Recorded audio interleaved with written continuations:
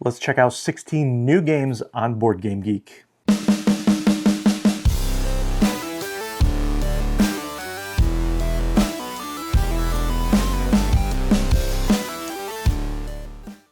What's up, Brew Crew? Welcome back to Beer City Board Games. I'm Clay, and in this series I go through the newly added games on BoardGameGeek, and we talk about some of the ones that I think look particularly interesting. As I said, I've got 16 to go through this week, so let's jump right in.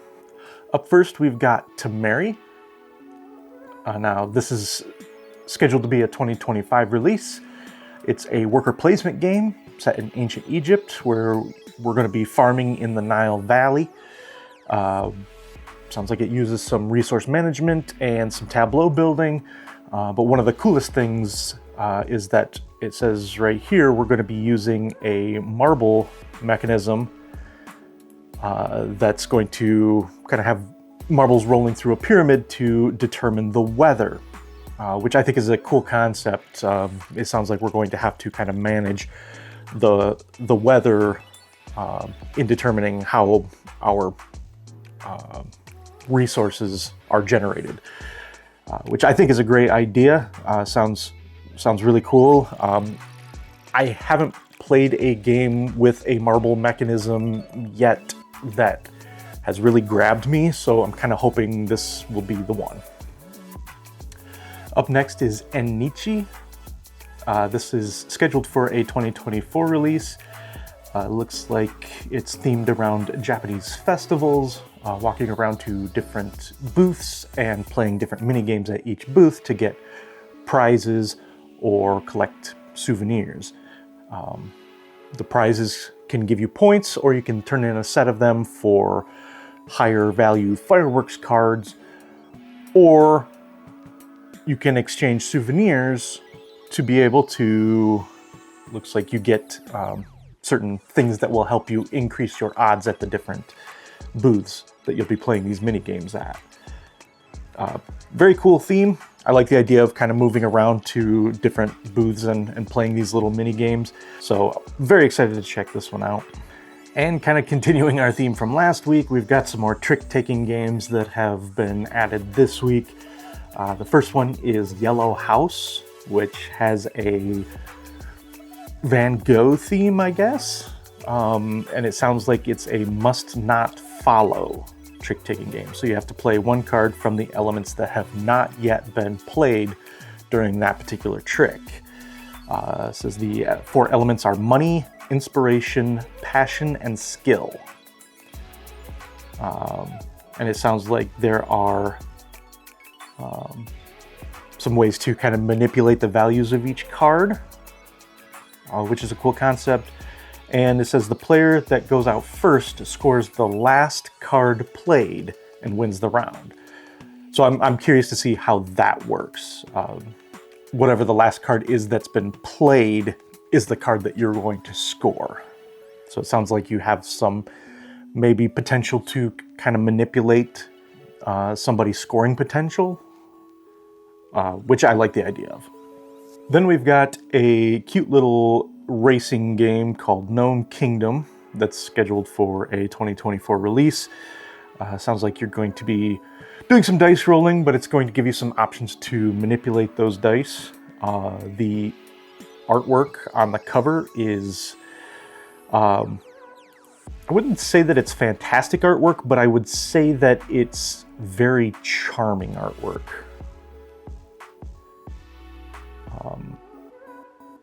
It looks like something that I may want to watch, like an animated series based in this world. And it sounds like you'll be gathering up some resources as you travel through the forest, which will let you manipulate your dice rolls, which I need. Then we have another trick taker, Monochrome Endgame. This one's also scheduled for a 2024 release.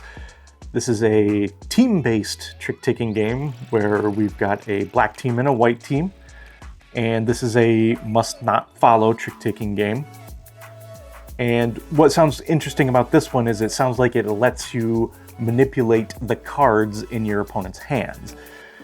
It says that the player who wins the trick exchanges the winning cards with those of other players, 2 to 1.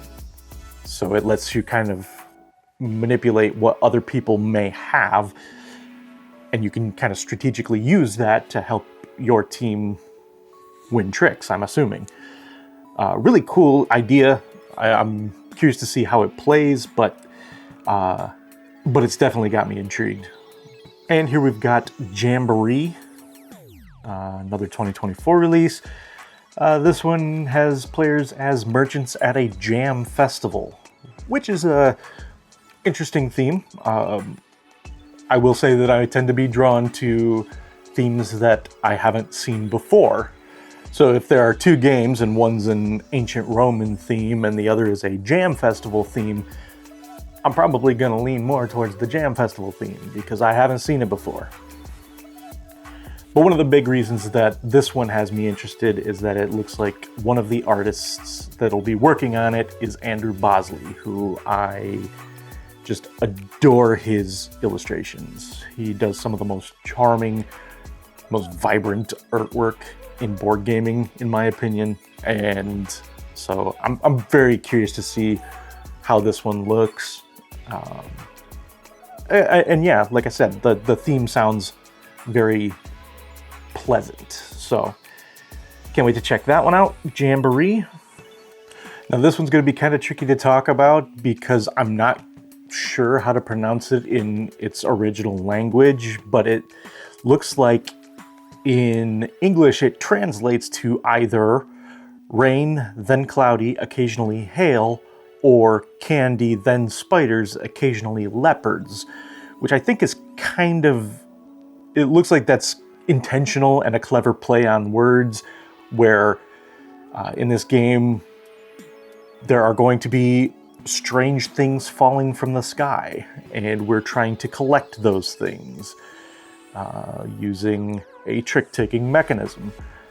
I'm not sure how that's going to work, but like I said, I'm a sucker for unique themes, and I have never seen a game that's about collecting weird things that are falling from the sky.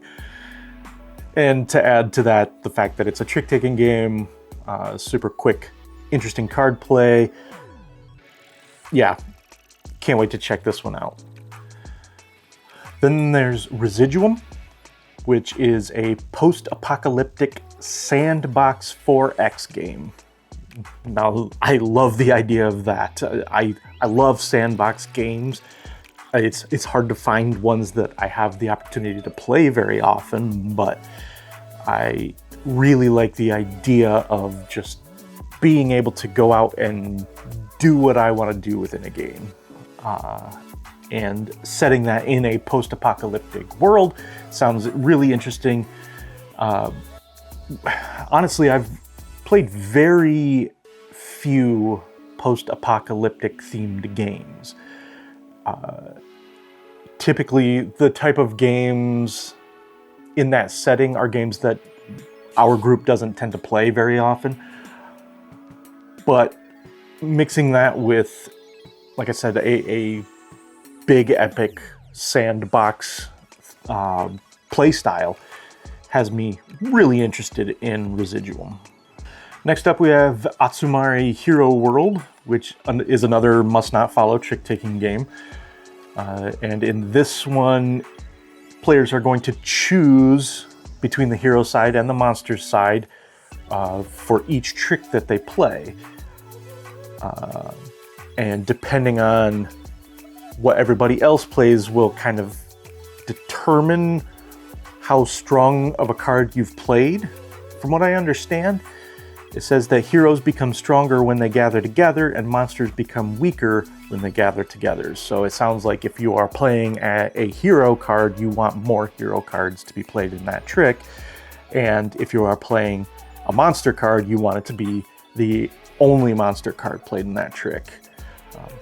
I'm making some assumptions there, but the idea of that sounds really cool. It sounds like a neat take on the trick-taking game, so this sounds like one that I would probably enjoy. And then there's Conveyor Panic, which says use your conveyor belts and mechanical animals to build and gather the most fame. I'm curious what they mean by mechanical animals. But the idea of this one sounds really cool, kind of a manufacturing theme on it, but it's a deck builder from the sounds of it. But it lets you manipulate the order and timing in which you play your cards, which sounds like a neat twist on deck building. And up next, we've got Unstoppable. Now, this is the newest card crafting game from John D. Clare and Renegade Game Studios. Now, I really liked Mystic Vale when I played that many years ago now at this point, I guess. And I like this idea of kind of crafting up your deck as your character by sleeving in cards that represent, I'm assuming, things like skills, gear, different equipment that you can gather up in this, looks like a dystopian setting. It also sounds like this game has a really good pacing, like it really kind of ramps up in momentum as you play. I love games with that kind of progression, so can't wait to check out Unstoppable. And then we have Euthia Cruel Frost.